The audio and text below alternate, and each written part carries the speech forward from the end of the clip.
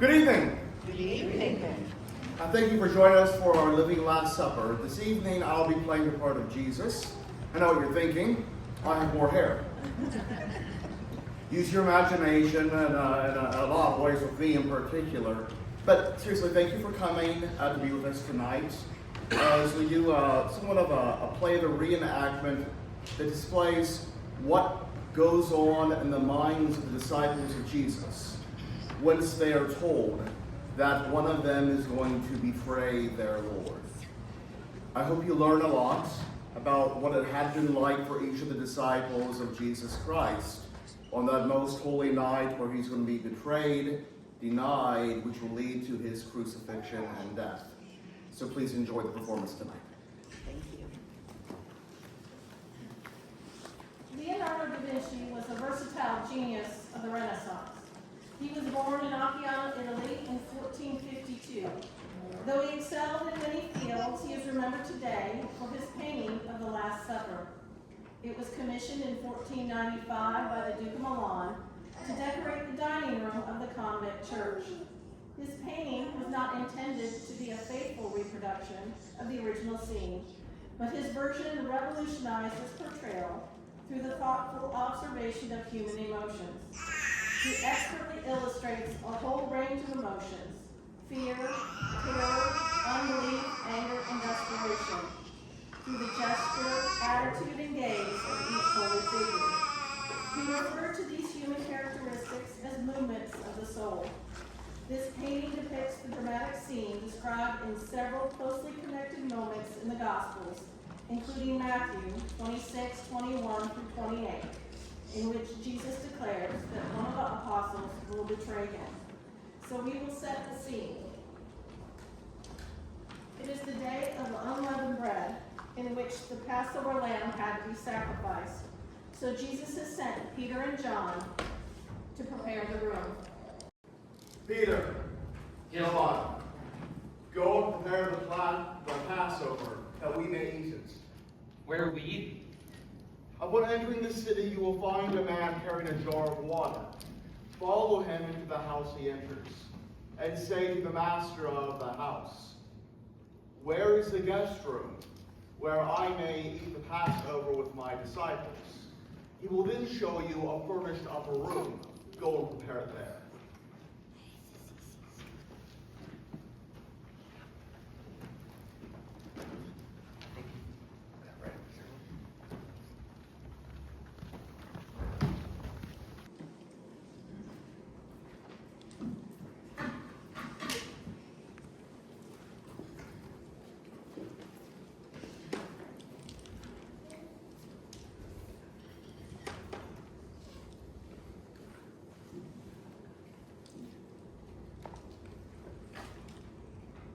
Hey guys, I think we're ready.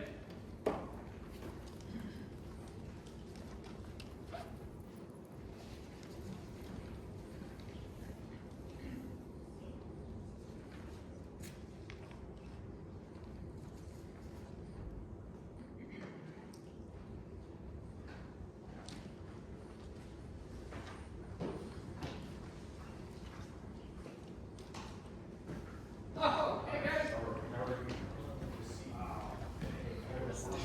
I see you. James. How you doing? I see you. Wonderful, wonderful. Good to see you. Good to see you. Good to see you. Come on in.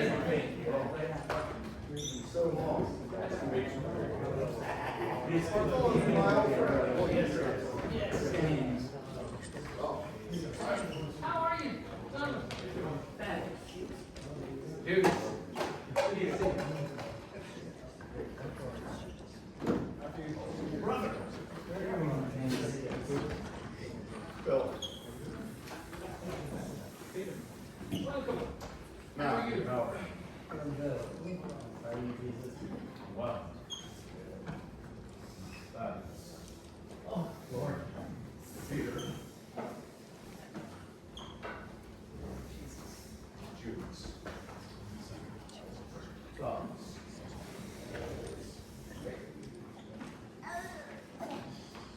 John.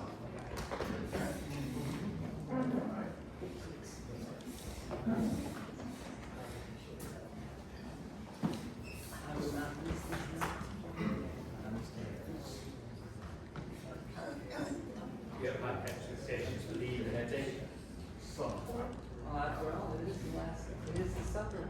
I know. Larry, we get to meet the feet, have the feast.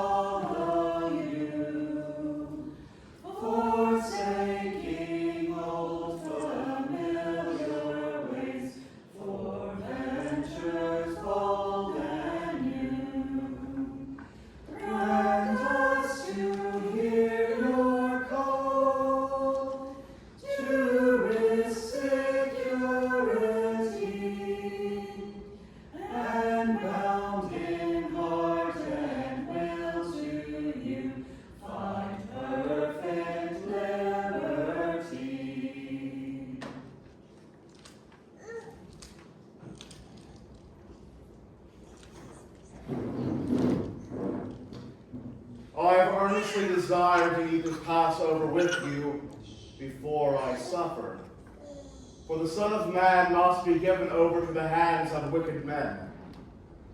And I tell you that one of you at the table with me will betray me.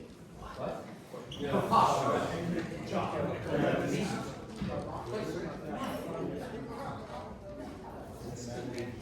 The Son of Man goes as it is written for him, but woe to that man by whom the Son of Man is betrayed.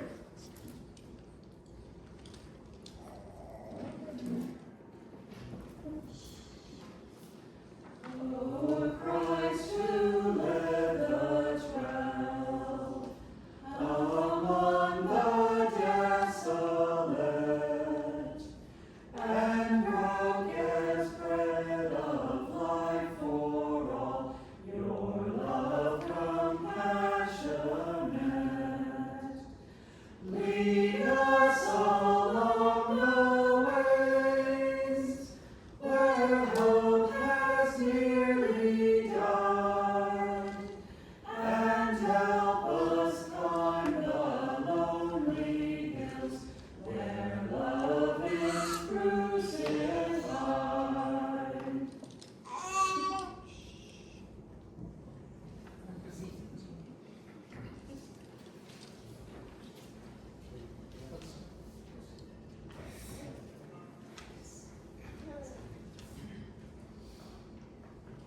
I'm Simon Peter. A few years ago, my partners and I, we were out all night fishing. Not catching, fishing. And as we were out and came in on the beachhead there, we were mending our nets, and there's Jesus.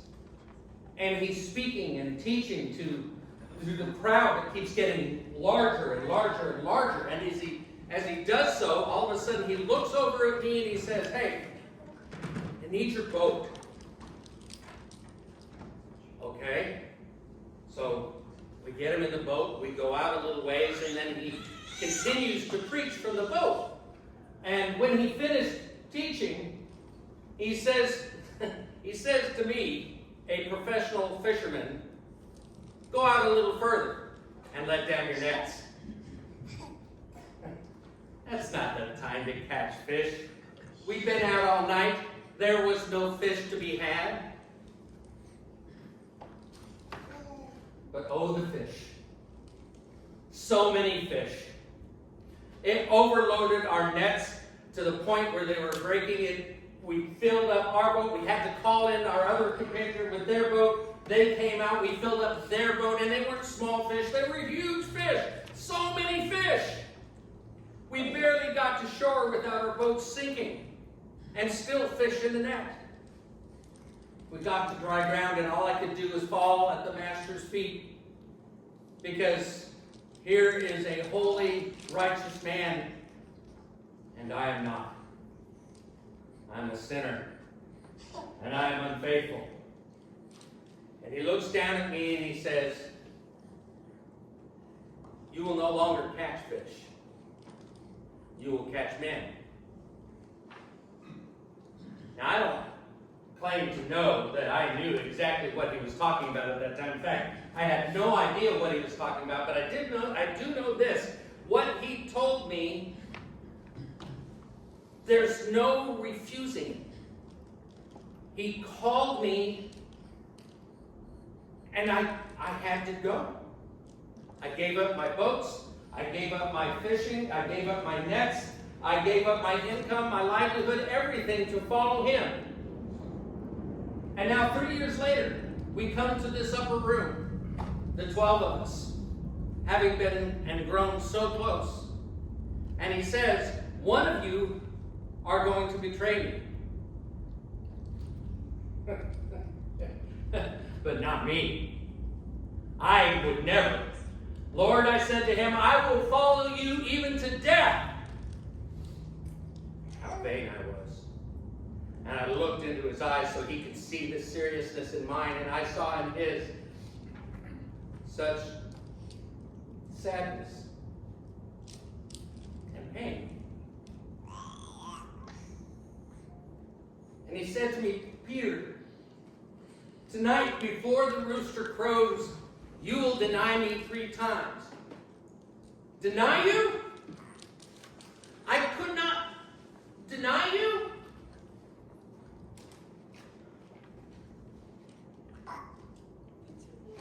It's not I, is it, Lord? Peter, your rock. Please, Lord. Oh, it's not I.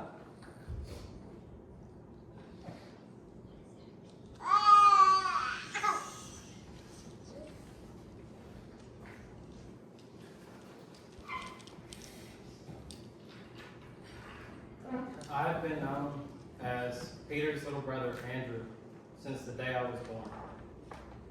Years ago, I left the fishing business to follow that fiery preacher, John the Baptizer.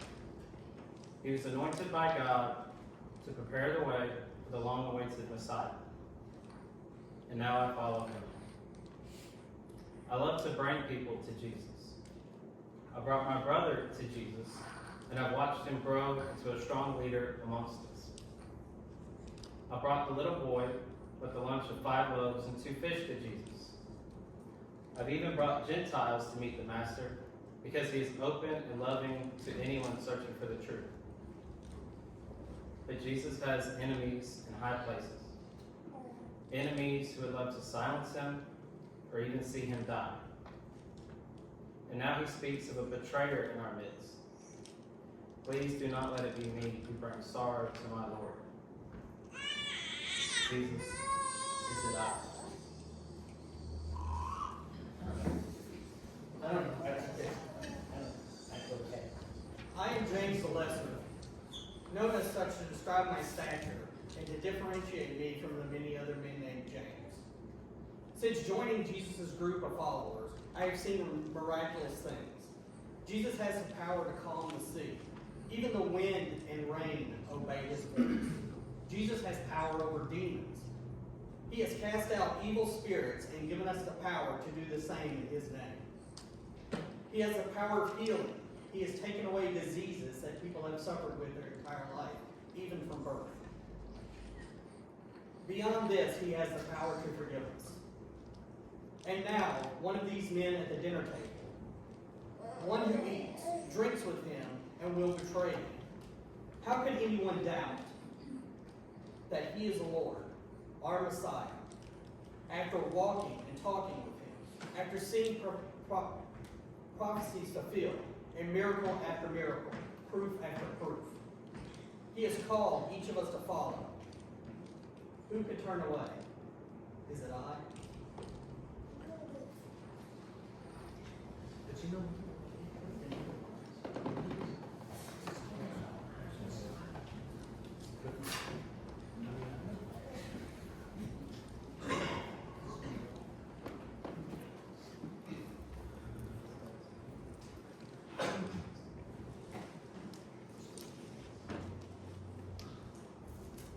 my name is James. John is my younger brother.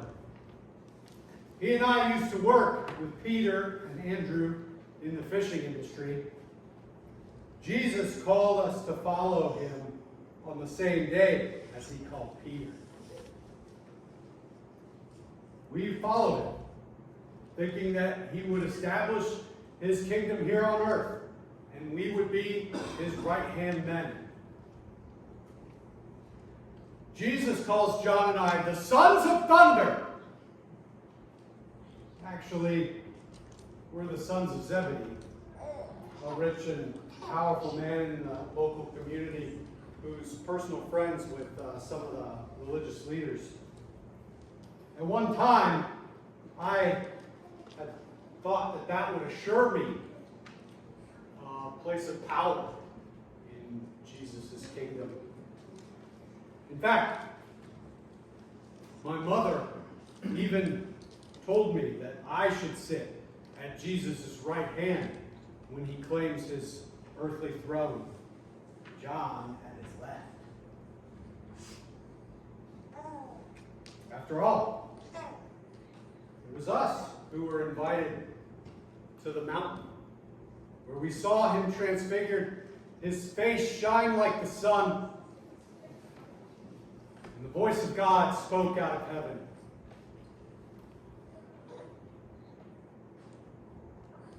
He chose me! He chose all of us. How could one of us betray him? We have seen his perfect adherence to the law. We have heard the voice of God say, "This is my son." We have seen countless miracles, healings, works that no mere man could accomplish. Can it be my brother John? Can it be me? Is it I?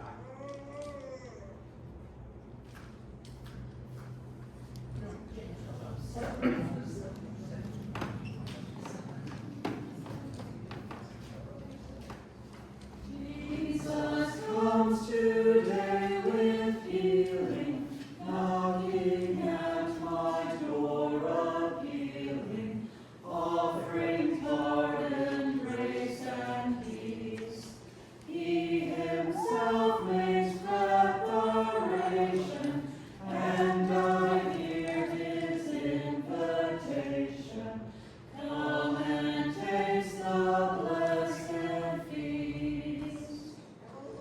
Under bread and wine, though lowly, I receive the Savior holy, blood and body given for me. Very Lamb of God from heaven, who to bitter death was given, hung upon the cursed tree.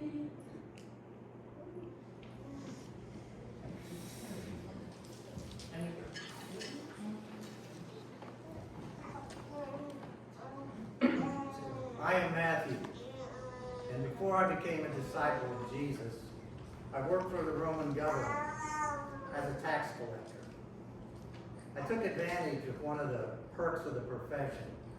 I skimmed a little bit off the top for my own personal use. After listening to Jesus, I came to the knowledge that I have sinned against my neighbor. I've taken advantage of them. I actually cheated them.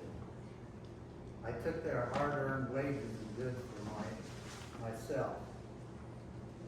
I became wealthy by stealing. And now, I treasured earthly things. I hoarded earthly things instead of eternal ones. My heart has changed because of Jesus. I even invited a bunch of the people over to my house for a feast, hoping that they too would have the chance to meet Jesus and be changed by him. But now that he speaks of a traitor among us, I wonder, Will they suspect me, a publican, a sinner? Lord, is it I?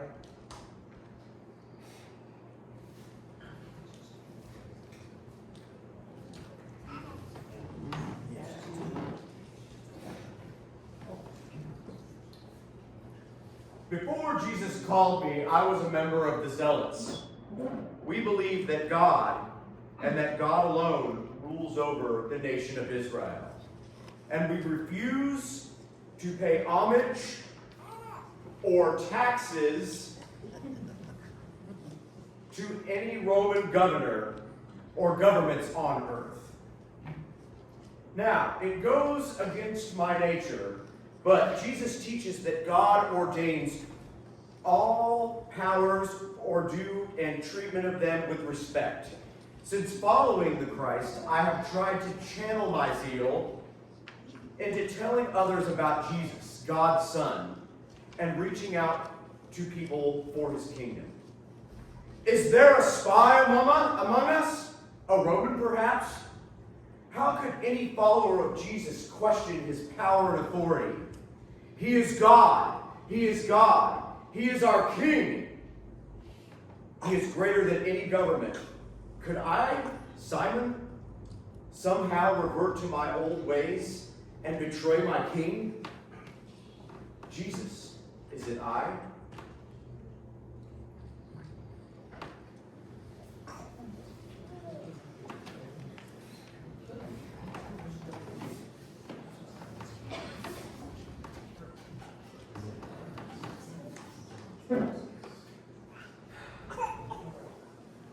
I'm known as Bartholomew to some, Nathaniel to others. I've been a diligent student of the Scriptures and a disciple of John the Baptist. My friend Philip told me about this Jesus of Nazareth, the one that the prophets have been writing about. I was skeptical at first. Jesus of Nazareth? Filthy, immoral place. Can anything good come from Nazareth? Then I met this Jesus. He seems to know me already, even my innermost thoughts. Now, I have been a devout man all my life. I realized that Jesus was offering something intimate, something personal, something my religion never offered me. For over 1,000 years, we've been celebrating Passover, remembering the bitter flavors of Egypt and the bitter herbs, remembering the 10 plagues and the 10 droplets of the goblet, and remembering how the blood of the sacrificial lamb set free the angel of death that passed over the Israelites, remembering how God set his people free. That was a beautiful story. But they fled without cooking leavened bread. They baked unleavened bread in the sun of the earth. Now, Jesus took this unleavened bread and he broke it. And he said, "This is my body." And he shared the cup and said, "This is my blood. Do this in remembrance of me." I don't understand. What could I do to betray my friend? Lord, is it I?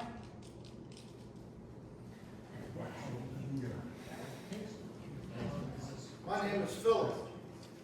Jesus came to me one day when I was working and simply said, "Follow me." And I spent the entire day with him, and I was convinced this man, this fulfilled promise, is actually God here among us.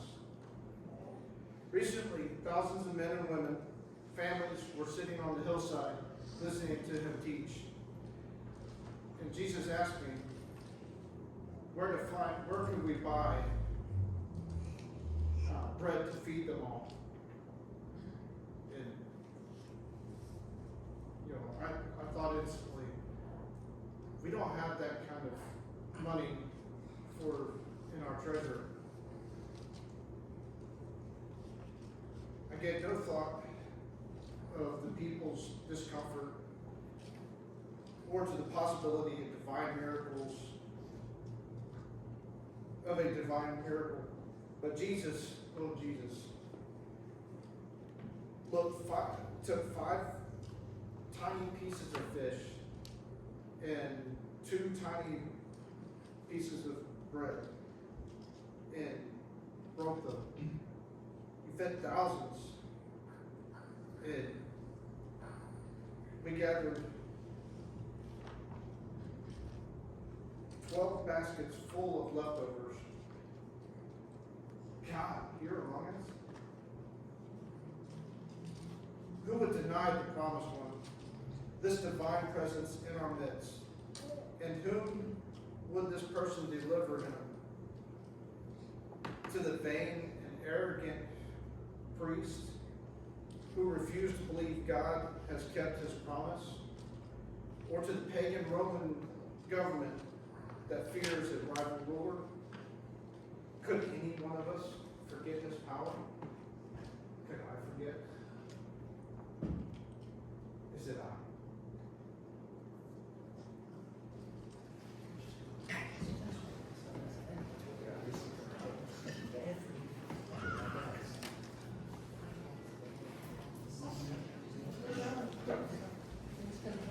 When you woke that Thursday morning, Savior, teacher, faithful friend, thoughts of self and safety scorning, knowing how the day would end.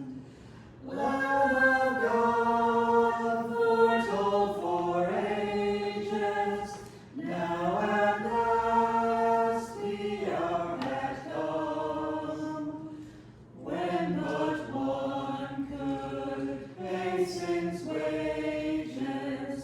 You assumed their dreadful sum.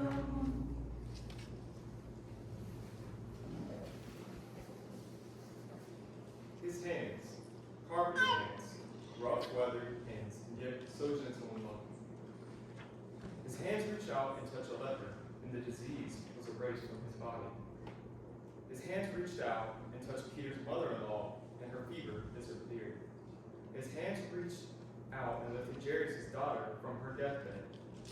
His hands opened the ears of the deaf and the eyes of the blind, and mended the bones of the lame. Countless infirmities, illness, and deformities gone. His hands reached out, blessing little children when others would have turned them aside. His hands reached down, rescuing Peter out of a churning sea that would swallow him whole.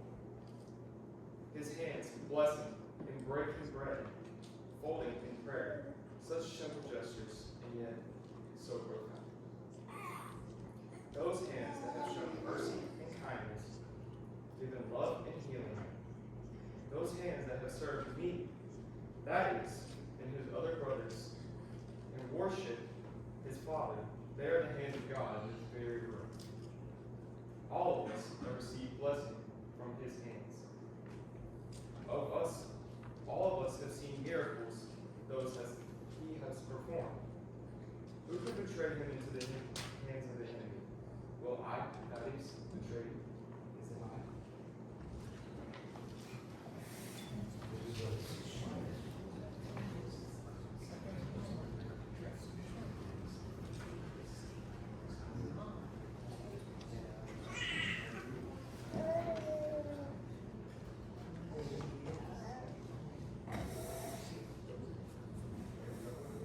I am John, the beloved disciple, beloved, loved by Jesus, loved by the one who is in the beginning with God, loved by the one who is greater than all of us, yet washes our feet, setting an example of humility and servitude. You might think that because Jesus calls me his beloved disciple, that I might have reason to be proud. Oh, how the opposite is true. I once thought that I might hold a place of power and prestige in his kingdom. But he has shown me over and over that the war he wages is a spiritual battle.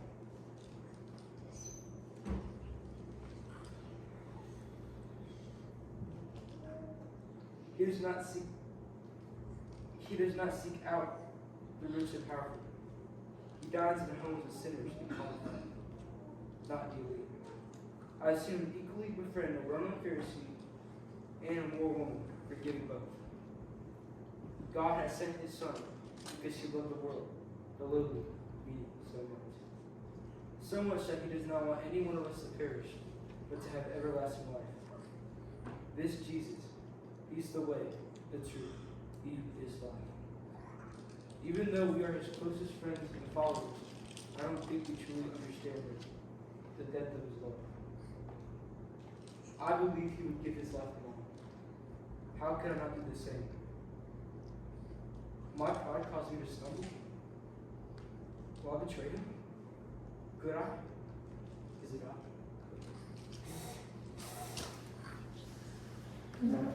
I? I've been sitting around this table tonight listening to Jesus and the rest of you talk, and I just don't understand. Words of blessing, words of courage, met with misunderstanding and confusion. Talk of betrayal, met with disbelief. Where's he going? We've got so much to do right here, right now. Sometimes I marvel that I, Thomas, have seen Jesus with my own eyes. I've touched him with my own hands. I've seen him perform miracles. I've seen him perform wonders. I've seen him change lives. I don't want him to go. I don't want him to leave. Not now, not ever. And how are we supposed to follow him if we don't know where he's going? Well, I wonder, is there something that I've done or will do in the future that contributes to this talk of betrayal? Can he see my lack of faith, my fears, my hidden doubts? Lord, is it I?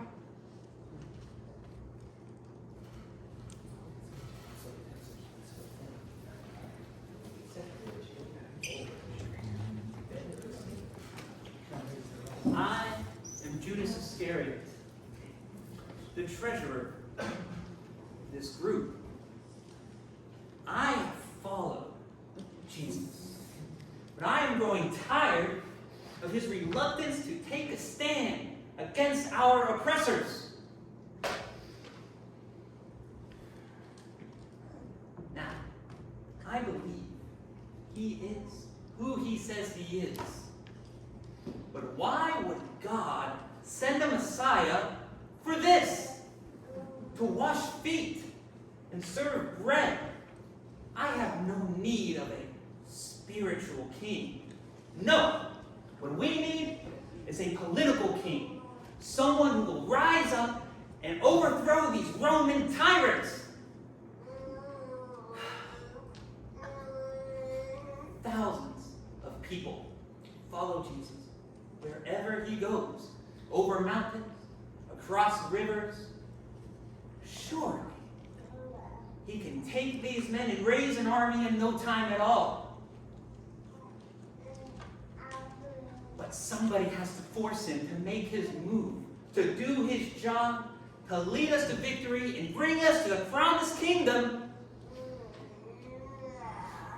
A betrayer among us indeed. Look at these men gathered around here at this table tonight. They stare at each other suspiciously, wonder, guessing, accusing. They look inwardly and ponder their own motivations. Well, then why? Why do they sit here like sheep waiting for a shepherd? Somebody has got to do something. Well, I Tonight, the elders and the chief priests will help me help him establish the promised kingdom. History will thank me for this. Oh yes, someone has betrayed him.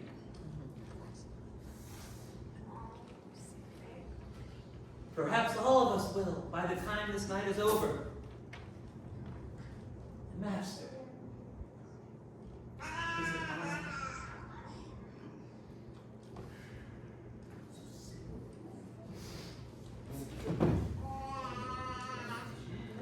Judas, what you do, do quickly.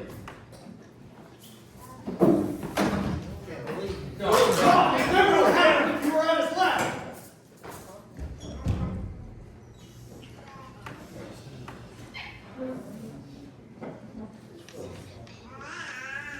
What was there that you could give them that would never be outspent?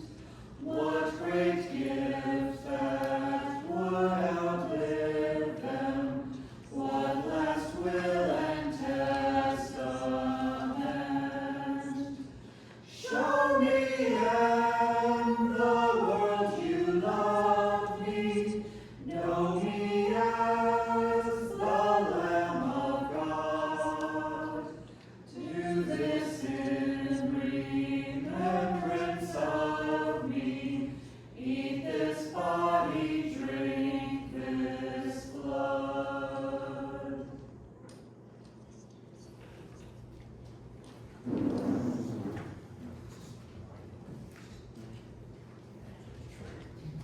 Take and eat. This is my body given for you. Do this in remembrance of me.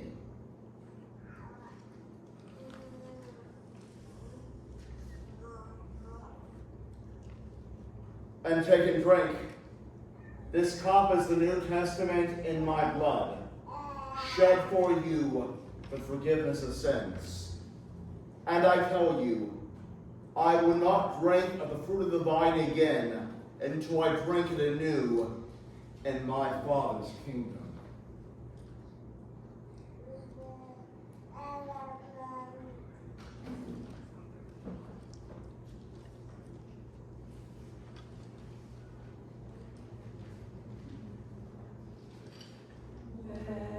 Charity and love prevail.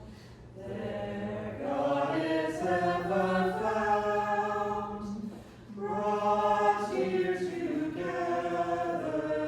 by Christ's love. By love are we thus bound.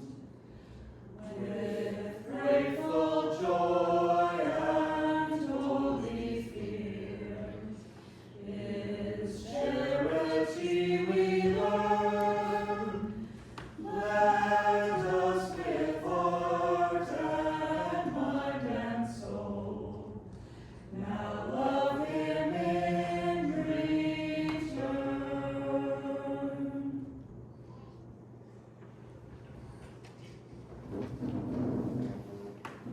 Now I send you out as sheep in the midst of wolves, and I give you a new commandment.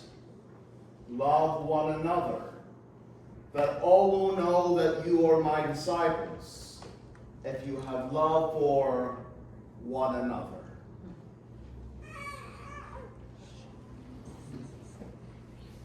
After Jesus died, these disciples continued the movement. These ordinary people, tax collectors, fishermen, and farmers, were not scholars or nobility, but they transformed from everyday citizens into figures who would shape history. Historians have reconstructed their journeys using ancient texts, archaeological discoveries, and traditional accounts passed down through generations. Simon Peter became the unwavering leader of the early church. He established thriving communities across Jerusalem and Rome, focusing on uniting both Jew and Gentile converts. Around 64 to 67 AD, he was arrested and was sentenced to crucifixion. Peter requested to be crucified upside down, considering himself unworthy of dying in the same position as Jesus. Andrew chose a path through Greece, where his passionate preaching converted thousands. The Romans arrested him, and he was given a chance to renounce his faith. He refused and died on an X-shaped cross around 60 AD. James the Lesser. He made a lasting impact throughout Syria with his methodical approach to establishing Christian communities. His careful teaching style attracted followers from all social classes. Around 62 AD, an angry mob cornered him in Jerusalem, where he was stoned to death. James, the son of Zebedee. He dedicated himself to spreading Christianity throughout Jerusalem with fiery sermons that drew massive crowds. Both religious and political leaders saw him as a threat to Jewish traditional customs. He was beheaded in 44 AD, making him the first disciple to achieve martyrdom. His brief ministry laid crucial groundwork for the early church. Matthew. He combined his administrative skills with evangelical zeal. His gospel, which was originally written in Greek, preserved Jesus' teaching with remarkable detail, particularly the Sermon on the Mount. While establishing Christian communities in Ethiopia, he faced hostility from traditional leaders. Despite offers to renounce his faith, he stood firm, and while accounts vary, he was likely killed by a sword or wound stabbed from behind on the orders of the king of Ethiopia while conducting a liturgy. Simon the Zealot. He was once a fierce Jewish nationalist, but transformed into a messenger of peace. Taking Christianity deep into Persia and working alongside Thaddeus, he established a network of Christian communities that stretched across modern-day Iran. Historical sources paint slightly different pictures of his death around 74 AD. Some say he was crucified, others claim he was sawn in half. Bartholomew. Bartholomew's mission took him through the rugged landscapes of Armenia, where his respectful approach to local customs opened the door for his message. His successful conversion of the king's brother and several noble families sent shockwaves through the religious establishment. His effectiveness ultimately led pagan priests to orchestrate his death through flaying and beheading around 70 AD. Philip. After years of successful preaching in Jerusalem, he traveled to Phrygia in Asia Minor, where his gentle teaching style won many converts, including the wife of a powerful Roman proconsul. Historical accounts describe how he converted entire towns through his practical demonstrations of faith. His success angered local pagan priests, who saw their influence slipping away. Around 80 AD, hostile crowds either stoned or crucified him. Thaddeus ventured into Persian territory and faced the challenge of introducing Christianity to communities steeped in tradition. His diplomatic approach and deep respect for local customs helped him establish strong connections in remote villages. Around 65 AD, Thaddeus was executed with arrows or an axe by local authorities for refusing to worship their gods. John. Unlike his fellow disciples, who met violent ends, John lived to an old age and died naturally in Ephesus around 100 AD. His profound influence on Christianity came through his gospel, 3 epistles, and the book of Revelation. These were written during his exile in Patmos. Despite surviving being boiled in oil under Emperor Domitian's persecution, John never stopped teaching. Thomas sailed against the trade winds and reached India's Malabar coast in 52 AD. He established 7 churches that still exist today. His message particularly resonated with the region's highest caste, and several prominent families converted under his teaching, Despite his peaceful approach, local opposition grew, and in 79 AD, antagonistic priests finally silenced him with spears. Judas. The story of Judas reveals the complex nature of loyalty and betrayal in the early Christian narrative. As treasurer for the disciples, he managed their finances, but ultimately chose to betray his teacher for 30 pieces of silver. Matthew's gospel describes his immediate regret upon seeing the consequences of his actions. Overwhelmed by guilt, he tried to return the money to the temple priests before taking his own life shortly after Jesus' arrest.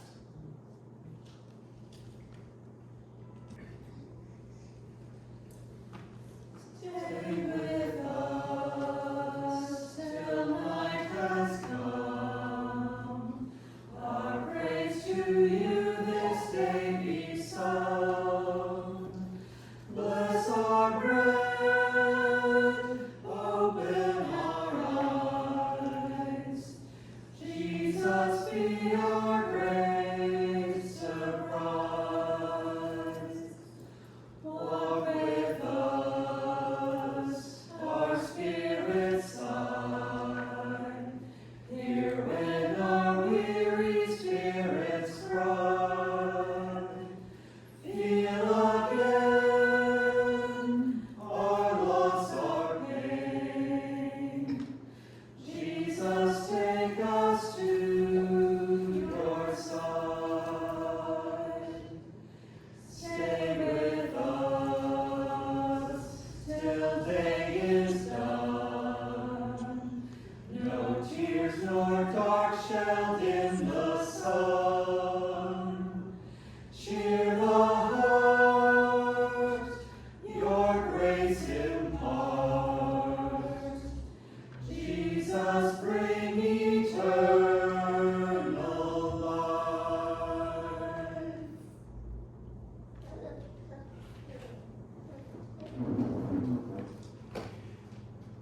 Betrayal is an especially heinous sin because you cannot commit it against just anyone.